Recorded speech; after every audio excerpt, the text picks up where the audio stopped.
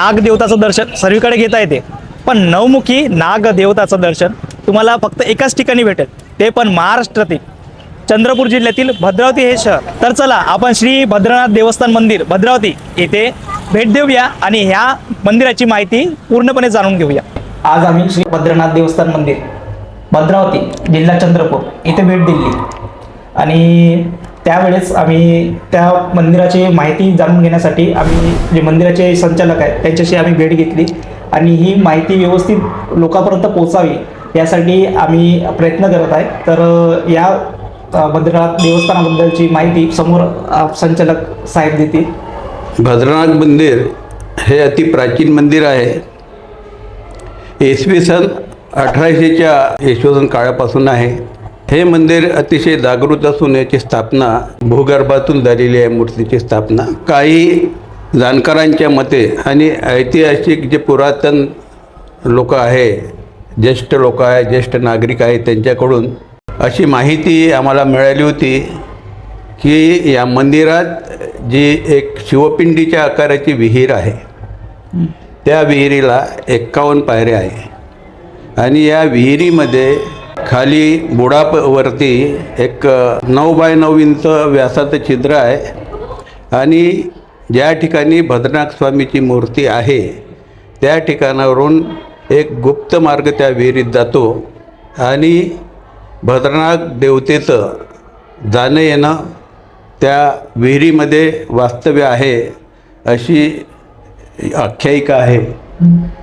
आणि ज्यावेळेस या ठिकाणी एक गोरवांचं एक या ठिकाणी या मंदिराची देखरेख होती, परंतु त्यावेळेस काही या मंदिराचा बरोबर विकास होत नव्हता. त्यामुळे गावातील काही लोकांनी या ठिकाणी एक सभा घेतली, मीटिंग घेतली आणि या मंदिरात उत्पन्न या मंदिरातच लागलं पाहिजे याकरिता चॅरिटी कमिशनरमध्ये आम्ही त्या एक मागणी केली की या ठिकाणी एक विश्वस्त मंडळ असावं आणि त्याचा निकाल देऊन चॅरिटी कमिशनरने 1997मध्ये या ठिकाणी ट्रस्टची स्थापना केली. 1997मध्ये आणि त्या ठिकाणी आम्हाला असं सांगितलं की स्थापन केल्यानंतर तुम्ही त्या ठिकाणी मीटिंग घेऊन अध्यक्ष, कोषाध्यक्ष, सचिव जे काही पदाधिकारी आहेत त्यांची निवड करा आणि तुम्ही या मंदिराचा कारभार सांभाळा. तर आम्ही 1997 पासून या मंदिरात कार्यरत आहोत. ज्यावेळेस आम्ही या मंदिरात पदाधिकारी झालो किंवा ट्रस्ट झाली त्यावेळेस या मंदिरात पूर्ण भकास पडलेलं होतं. पूर्ण भोवता रिकामी जागा होती, चिखल होत होता, पावसाळ्यामध्ये लाईटची व्यवस्था नव्हती, डुकरांचा हैदोस होता. परंतु आम्ही कालांतराने दिवसेंदिवस त्याची सुधारणा केली. वैधानिक विकास महामंडळाच्या वतीनं आम्हाला एक मागची पाकशाळा मिळाली आणि खासदार निधीमधलं नरेश पुगलिया खासदार असताना त्यांनी एक सभागृह दिलं इथं. त्यावेळेस ते एक पाकशाळा झाली आणि एक सभागृह झालं. या ठिकाणी देवतेचा वास या विहिरीमध्ये असल्यामुळे भाविक दूरदूरून येतात. अनेकांचं हे कुलदैवत आहे. पांढुर्णा, उमरेड, संसर, नागपूर आणि विदर्भातले अनेक ठिकाणचे भाविक या ठिकाणी येतात आणि आपली इच्छा पूर्ण झाल्यानंतर या ठिकाणी या विहिरीमध्ये अशी काही भाविक आहेत त्यांची मनोकामना पूर्ण झाल्यानंतर एका भाविकांनी 51 किलो साखर या विहिरीमध्ये टाकली होती. 51 किलो साखर. हां. आणि लोकही श्रद्धेने या ठिकाणी बेल, फूल, दही, दूध, गुलाल, बुक्का अशा वस्तू टाकत होते. पहिले या विहिरीमध्ये भरपूर पाणी राहत होतं, पण कालांतराने तशी ही पाण्याची पातळी खाली जात गेली. त्यामुळे पाण्याचा पुरवठा कमी झाला, परंतु बाकीचं साहित्य जास्त पडत होतं, त्यामुळे पाण्याची घाण वास येत होती. त्याच्यामुळे आम्ही वरती विहिरीवर जाळी लावलेली आहे की जेणेकरून ते आतमध्ये गेलं नाही पाहिजे. आणि पांढुर्णा आणि उमरेड या ठिकाणून जे लोक येतात त्यांची श्रद्धा आहे. या ठिकाणी नागपंचमीला 1 दिवसाची यात्रा भरत असते आणि महाशिवरात्रीला 7 दिवसाचा सप्ताह असतो. तर ते लोक रात्री येतात. हा गाभारा जसा एरवी बंद असतो, मूर्तीपर्यंत भाविकाला जाता येत नाही, परंतु नागपंचमी आणि महाशिवरात्रीला रात्री 12 वाजता हे मंदिर खुलं केलं जाते. 11-12 वाजता गाभाऱ्यात प्रत्येक माणसाला जाता येते, प्रवेश देतो आणि त्या दर्शन घेऊ मूर्तीपर्यंत जातात. आणि त्यांची आत्तापर्यंतची परंपरा असल्यामुळे ते लोक रात्री 12 वाजता आंघोळ करून ओल्या कपड्यांनी शेंदूर भेदवून त्या मूर्तीला लावतात. आणि त्याच्यानंतर त्यांचं ते शेंदूर वगैरे लावणं झाल्यानंतर आम्ही मग मंदिराच्या पुजाऱ्याच्या करवी ते व्यवस्थित बरोबर करून कपडे करून आम्ही रात्री 2:30 ते 3च्या दरम्यान अभिषेक करतो. तो सकाळी 5:30पर्यंत चालतो. आणि 5:30 वाजतापर्यंत या ठिकाणी भाविकांची रांग लागलेली असते. सकाळी कमीत कमी 300-400 लोकांची रांग असते. आणि आम्ही मग अभिषेक आणि आरती झाल्यानंतर भाविकांना ते दर्शनासाठी खुलं करतो. पण त्यावेळेस भाविक आतमध्ये जात नाही. आपलं जे हे लावलं आहे कॅरिडर त्या ठिकाणून नमस्कार करतात, पूजा करतात आणि परत जातात. महाशिवरात्रीच्या वेळेस 7 दिवसात इथं सप्ताह चालतो. 7 दिवस कीर्तनाचा कार्यक्रम असतो. शेवटी महाप्रसाद असतो. लोकांची या ठिकाणी भरभरून देणगी येते.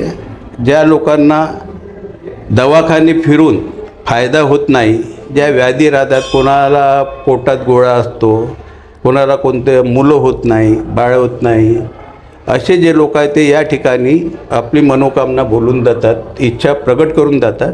आणि त्यांची ज्यावेळेस ती इच्छा पूर्ण होते त्यावेळेस ते इथं येऊन जे काही बोललेलं असतं ते या ठिकाणी देणगी दान देतात, वस्तुदान देतात. ज्यांना मूलबाळ झालं ते पाळणे देतात. काही लोकांना डोळ्याचा त्रास असला तर डोळे अर्पण करतात. काही लोक त्रिशूळ अर्पण करतात. अशी आमच्याकडे 350 किलो चांदी त्या वस्तूच्या स्वरूपात जमा झालेली आहे. या ठिकाणी सोन्याचे सुद्धा डोळे, सोन्याचे नाग या ठिकाणी येत असतात. जवळपास 400-450 ग्राम सोनंसुद्धा या ठिकाणी जमा झालेलं आहे. भाविकांची श्रद्धा आहे. संसरचे लोक, पांडुरण्याचे लोक जे येतात ते यात्रा झाल्यानंतर या ठिकाणी एक नारळ इंती म्हणून मागतात. त्याला ते त्यांच्या शब्दात इंती म्हणतात. दर्शन घेतल्यानंतर दुसऱ्या दिवशी इंती द्या म्हणतात. त्या इंतीचा अर्थ आहे या ठिकाणी जे नारळ असते पूजेचं ते नारळ घेऊन जातात आणि ते घरी गेल्यानंतर आपल्या धान्याच्या कोठारात ठेवतात. त्यांची अशी श्रद्धा आहे, ते जर आपण या ठिकाणी जर ठेवलं तर आपल्या अन्नधान्यात भरमसाठ वाढ होते अशी त्यांची भावना आहे. त्याच्यामुळे तेथून मागून घेऊन जातात. म्हणजे एक प्रकारचा हा चमत्कारने अनुभव आलेला आहे. म्हणजे लोकांना या म्हणजे जे देवस्थानमध्ये त्यांची मनोकामना आपण पूर्ण होते. त्याच्यामुळे तिकडल्या लोकांचे जर कोणी मुलं नोकरीला लागले तर असेही लोक आहे भाविक की त्यांनी पहिला पगार या मंदिरात पूर्ण दिलेला आहे. आणि या ठिकाणी हे जे मंदिर आहे हेमांडपंथी आहे. या ठिकाणी 36 खांब आहेत. म्हणजे हेमाडपंथी स्ट्रक्चरचा 36 खांब आहे त्याचे. आणि या ठिकाणी जी मूर्ती आहे तुम्हाला इतर ठिकाणी किती फण्याची सापडेल, ही मूर्ती 9 फण्याची आहे. 5 फण्याची आपण ऐकली आहे. नाही, ही 9 फण्याची. हां, म्हणजे 9मुखी आहे. 9मुखी मूर्ती आहे. त्याच्यात याचा म्हणजे वेद आहे, हे आहे, सर्व 9च असते. त्याच्यामुळे 9 तर त्याच्याशी संबंध लागतो. म्हणजे ही स्वयंभूत प्रकट झाली स्वयंभूत मूर्ती आहे. आणि या मंदिराचा जो गाभारा आहे त्या गाभाऱ्याचा जीर्णोद्धार हा 1146 मध्ये झालेला आहे.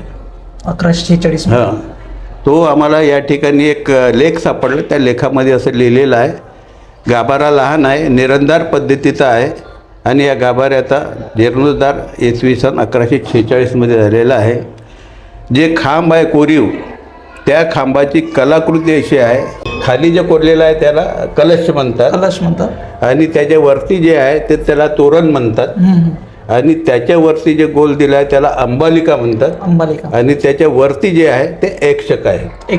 सर्वात वरचा एकशक आहे, ज्याच्या हातावर पूर्ण भार आहे. एकशक असा भार घेऊन पूर्ण अशी ती कलाकृती आहे. हे मंदिर अतिशय प्राचीन आहे. भद्रावती ऐतिहासिक नगरी आहे. या ठिकाणी 700 तलाव, 700 विहिरी आणि 700 तळे असल्याचा या ठिकाणी उल्लेख आहे. पहिले ही नगरी सीताफळ आणि विड्याच्या पानासाठी प्रसिद्ध होती. आणि दिवसेंदिवस या मंदिरात वृद्धी होत आहे. भाविकांचा ओघ वाढत आहे. आणि दिवसेंदिवस लोकांच्या मनोकामना पूर्ण होत असल्यामुळे भाविकांचा ओढा जास्त आहे. आणि या ठिकाणी भाविक श्रद्धेनं भरपूर देणगी देतात. त्यामुळे या मंदिराचा भाविकाच्या भरोश्यावरच विकास होत आहे. आम्हाला कुठली सरकारी मदत अशी नाही आहे, परंतु भाविकाचीच एवढी मदत आहे, देणगी येते की त्याच्यात व्यवस्थित चालते. आम्ही नवीन हा प्रयोग सुरू केला जो महाप्रसादाचा आहे. तर हा महाप्रसाद रोज 12 वाजता सुरू होतो आणि 3:30पर्यंत चालू राहतो. म्हणजे जेणेकरून बाहेरचे जे भाविक येतात त्यांना जेवणाची व्यवस्था झाली पाहिजे बा, हा आमचा त्याच्यामागचा उद्देश आहे. देवाच्या कृपेनं भाविकच या ठिकाणी कोणी आम्ही असं ठरवलं की कमीत कमी 2100 रुपये आणि त्याच्यापेक्षा जास्त कोणी दिले तर त्याचं त्या ठिकाणी बोर्डवर नाव लिहायचं आणि त्याच्याकडून महाप्रसाद आहे असं आम्ही सांगतो. तर भाविकांची देणगी येते आणि मंदिरातही भरपूर उत्पन्न आहे, त्याच्यामुळे हा महाप्रसाद असाच निरंतर सुरू राहील. आता महत्त्वाचं आहे की तुम्ही विहिरीबद्दल सांगितलं, तर विहिरी म्हणजे चंद्रपूरच्या लोकांचं असं म्हणणं आहे की ही विहीर चंद्रपूरच्या महाकाली मातेला जे आहे ते गाभारा आहे तिथपर्यंत कनेक्ट होते बा. नाही, असं काही त्याचं आहे का? तसं नाही आहे.